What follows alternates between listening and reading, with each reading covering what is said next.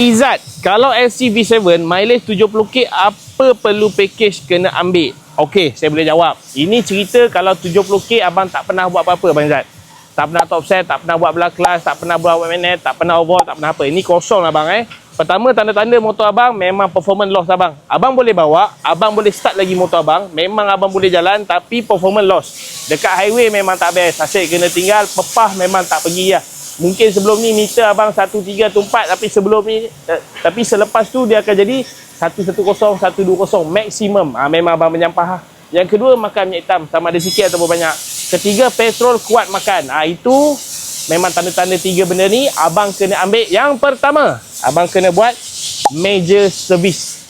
Yang ni simple je, bahagian luar tak ada buka enjin. Kalau abang takut sangat nak buka enjin lah, okey, abang ambil major service. Yang kedua, abang kena ambil belah clutch. Yang ini tanpa buka enjin juga, just buka belah clutch saja, belah kanan.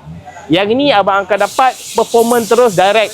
Sebab dah tukar clutch plate, kita dah buat rebate. Memang bunyi motor abang akan diam, performance akan dapat terus seperti asal, dan abang dapat rasa sikit bibit-bibit cinta ketika awal-awal beli motor. Yang ketiga, kalau abang ada duit lebih, abang buat top set. Yang ini tiga-tiga ni kalau abang buat, minyak hitam makan settle, petrol kuat makan settle, motor senguk-senguk settle, pick up dekat traffic light tinggal pun settle, top speed dekat highway pun boleh kembali kepada asal. Itu yang kita nak. Kalau abang nak, booking macam biasa, link di bio, tanda kilang saja. Bang, Modi jangan datang bang, saya tak nak. Bye-bye.